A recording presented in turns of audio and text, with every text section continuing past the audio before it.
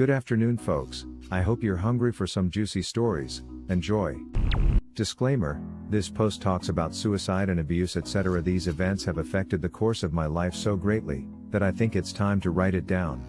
I've learned the whole truth of these events through bits and pieces over the years because my family doesn't like talking about it, and I finally have all the parts of this mess of a puzzle. My ex-Aunt Crystal is horrible, entitled, and careless about other people's feelings. She lies so well that I think she ends up truly believing those lies herself. She makes everyone in my family sick to their stomachs just thinking about dealing with her garbage. When my dad's brother, my Uncle James, not his real name, engaged Crystal and brought her into the family, she seemed like a normal and sweet woman, but she soon revealed her true colors. Here are a few things that give a basic idea of the kind of person she is. When she and James were getting married, his parents were moving into a new house. They had to be out of the current house in less than a week and were scrambling to get out. When they told the couple they couldn't make the wedding, Crystal threw a tantrum and cried about how my grandparents were ruining her special day. In their married life, Crystal would bully James, complaining to him about everything, calling him a deadbeat, and at one point pressured him to steal money from his work because she needed money for, insert unneeded thing here. Keep in mind, James was a soft-spoken, loving man, who just wanted everyone in his life to be happy. He would do anything for his family, and Crystal took advantage of that. Crystal was also a proud shoplifter. When my mother was pregnant with my younger sister, Crystal was coincidentally also pregnant a month later, and tell my mom things like, "See? We're both pregnant now." She's always hated my mom.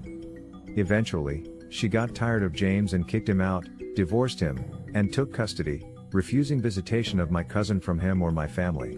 When I was 10, I learned that due to his depression over losing his wife and kids, my Uncle James had turned to hard drugs like heroin. He was living on the streets, and most of the time we didn't know where he was until he had some altercation with the law and the police told us. Meanwhile, Crystal was giving birth to James' second kid, and as soon as the baby popped out, CPS was called because the baby was suffering from withdrawals the moment she was born. It was discovered that Crystal was abusing the Percocet she was prescribed for her back while she was pregnant. CPS immediately seized both my cousins on account of the drug abuse and the fact that Crystal's house was disgusting, and we got 2 social workers knocking on our door a few nights later, asking us to foster them both. Those months were hard.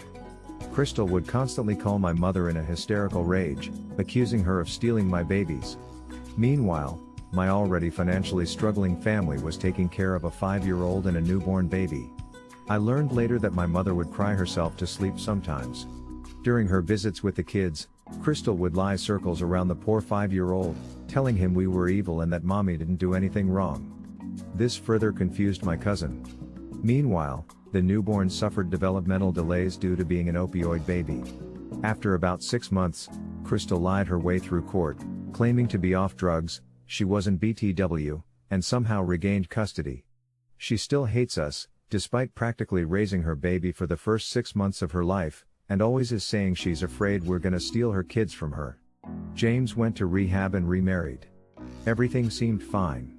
Fast forward. I was in 6th grade when I was pulled out of school. Thinking we were going on vacation or something, I was excited. That is, until my parents sat me down and broke the news to me. Uncle James had died that morning. I remember being so shocked I threw up. Sweet, kind Uncle James was dead. He had killed himself. I was 16 when I finally read his note he left behind. It was all too much for him. The funeral was on my 12th birthday. I remember during the services and obituary, Crystal burst into the church with her kids in tow, and sat right next to James' new wife. She loudly complained I couldn't find the right shoes, "These ones are too tight and these things are so long and boring, am I right?" At the luncheon following the service, I overheard her bragging to anyone within earshot about all the things she would be inheriting from him because of the kids, and how she'd be getting paid money from life insurance each month. She still gets that money, and instead of using it for the kids, she wastes it on herself. Later, he broke down into a full-on 5-year-old kid-style sob fest, begging people to comfort her over her loss. I remember, even back then, thinking in that moment, this is all her fault. If she wasn't in our lives, maybe James would still be alive. If she wasn't so terrible and disgusting, this wouldn't have happened. I hate my birthday now because of what that day reminds me of, and all these events made me sad and anxious, and even to this day, 6 years later, I feel the repercussions of it. I've never told anyone this, but I fully blame Crystal. I no longer consider her family. I try and contact my cousins when I can, but I will never forgive Crystal. In my eyes, she killed my uncle. She took advantage of him and shamelessly bragged about it at his funeral. Disgusting. I'm sharing this story not only for my own sake, but to maybe help others who have had similar things happen. Reach out to people if you think they might be thinking about suicide, because you never know. I don't blame Crystal for all my problems.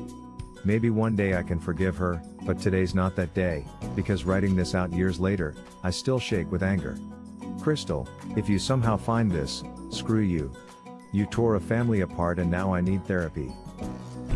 I don't remember every detail because I was 5/6 when this went down, but I do remember how bummed kids were after. Okay, so when I was 5/6, 1997, I rode the bus to and from school. Our bus driver was an older lady named Marge. I only remember her name because of Pee-wee's Big Adventure, and she was a super nice lady. She didn't have kids, so I think she thought of kids on her route as her makeshift grandkids. She got to know most of the kids that rode routinely and would give gifts on birthdays and special presents to some kids, not all, on Christmas or Hanukkah. Now, we all knew about the special presents. The older kids had told the younger kids, and it seemed like a general rule that some kids got small wrapped gifts, like the size of an iPhone box, nothing big, and the rest of us got candy canes. I don't remember exactly what year this event happened.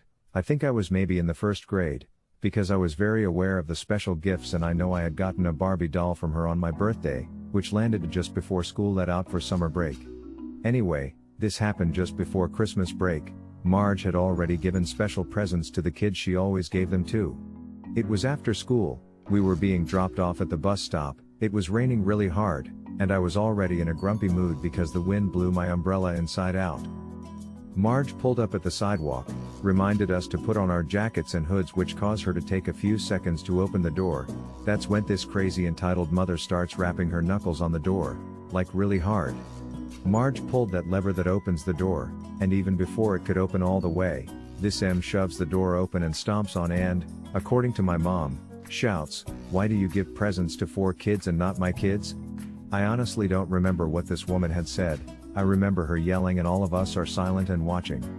My mom hears Marge say, "Excuse me?"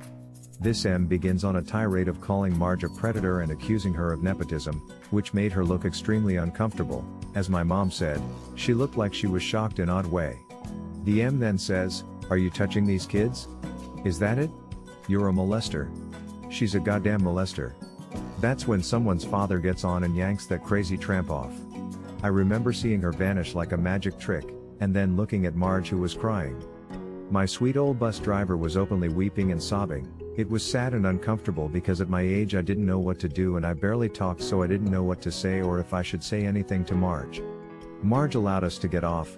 I kept my head down as I passed her, feeling this achy feeling in my chest. Outside, the M was yelling that it wasn't fair that only 4 families riders that Marge knew, almost personally, got gifts for Christmas and her 2 kids only got a stupid ducking candy cane. I do remember that part. I remember thinking, "Lady, we all got candy canes, so what?" My mom walked me home, and just as we turned the corner a cop car came up the street. His lights weren't on, he kinda like crept by, if that makes sense. My mom had shaken her head and said, "Can you believe that crazy tramp? Is she sick in the head?" The next week, last week of school, we had a sub-driver. We had him until February. Marge returned, and she seemed to have lost her chipperness, like, she didn't come off as open and sweet like before. She stopped giving gifts altogether, and she didn't get involved or ask us about our home lives or our families anymore either. She was my bus driver until I moved 3 years later. I wonder if she's still alive. That entitled mom didn't show up after that one time. I don't think I ever met her kids or knew who they even were. But yeah, that crazy woman kinda murdered my bus driver's spirit. When this happened, me and my mom were at Target. Now, being the oldest kid, I was my mom's slave, and had to hold and carry everything she was interested in. Now we were almost done shopping and my mom decides to go look at some clothes for herself. I'm just sulking and closing my eyes in disgust because all around me are bras, women's underwear, and pictures of women half naked. My mom ends up liking some clothes and asked me to hold them as the cart was full. We end up looking around for about another 5 minutes. During this time I noticed a woman and her child constantly looking at me with death glares and stink eyes, but I didn't think much of it. Now my mom goes to a mirror and starts holding clothes up on herself, and keep in mind I'm passing her the clothes as the cart's full. Now I'm not passing anything like bras or underwear to my mom. Just things like shirts, jackets and pants. My mom puts down the clothes and says, "Hey, I'm going to the bathroom, stay here and watch the cart, okay?" I say okay and she walks off. About a minute after my mom left, Karen and her hell demons start to walk towards me. Cast: M, entitled mom. Ed, entitled daughter. Mom: my bad mom. Des, yours truly. M, excuse me. Yes, she stretched the word. Des: yes ma'am. M, why the hell are you touching women's clothes, you pervert? Ed: yeah, you weirdo, why are you even in here? To look at women. I was taken back instantly. They saw me here with my mom, and me passing clothes to her. Now I have ADHD, and because of it I take this kind of bull very bad. I get very angry and say all this a little loud. Des: what? Are you insane? I'm here with my mom, you weirdos. Leave me alone. M: yeah right, I know what you're doing here. When she was saying this she was walking towards me, pushing me into a wall. Her daughter snickers and I decide, alright, you wanna fight, come at me. Des: alright, listen you idiot, I have done nothing to you. Now get out of my face and leave before I get security involved. You touch me again I will hurt you. M: try it kid, we'll press charges. Des: really? I say, snickering. That camera up there will suggest otherwise. My mom comes back and later I figured out she came back a little while ago and was watching, try to figure out what was going on. Mom: excuse, why are you talking to my kid? M: your son has been touching all the woman's bras and underwear and has been asking my daughter inappropriate questions. Ed: yeah, and he's been trying to touch me too. Mom: okay, so you didn't call my son a pervert, push him into the wall, and threaten him when he tried to protect himself? M: what, no yo. Mom: shut the F up and get the hell out of here before I call police for assaulting my son. M: you wouldn't dare. Now I'm in awe, my mom never talks like this, and thinking, geez, my mom's bada. Mom: yes I would, you have 10 seconds to leave me and my child alone, now go. The M and Ed both huff and walk away. Me and my mom laugh like crazy after, and now I hold my mom in higher respect. This is a relatively mild encounter, but also mildly infuriating. I work for a small chain of adult stores. It's a really fun job, that surprisingly involves a good amount of education. Most encounters I have are absolutely hilarious, and some even heartwarming. This was not one of those times. Enter M, with her toddler on her hip. Our state has very strict policies when it comes to minors in sex shops like ours. Absolutely no one under the age of 18 is allowed inside, even if they are accompanied by an adult. The conversation went a bit like this. Me: ma'am, I apologize, but we cannot have minors in the shop. M: this will only take a minute. Me: ma'am, it is against the law for anyone under 18 to be inside the shop. M: I don't see why you're making such a huge deal about this. He's only 2, he's not going to remember any of this. Me: personally, I couldn't care less what you decide to expose your child to, but I could lose my job and the store could face large fines. It's technically considered child endangerment. M: uneffing believable. M then proceeds to go back to her car, put her toddler in his car seat alone, and walks back in. That is when I actually get pissed off. It's illegal to leave children under the age of 12 unattended in a motor vehicle for a reason. Multiple reasons actually. Mind you, this was in the southern United States in the middle of August. It's hotter than topless Alucard from Castlevania. Me: ma'am, you need to leave. It's also against the law to leave your child alone in the car. M: now I know you're lying because there's no way that's a law. You're probably just a lazy worker that doesn't feel like helping customers. I found that hilarious because it's basically a summer social media staple of people bashing in windows to save young children and animals from cars that can register over 120 degrees on the inside. Me: it is a Class B misdemeanor for the first offense, And if any harm comes to your child, that's felony child endangerment.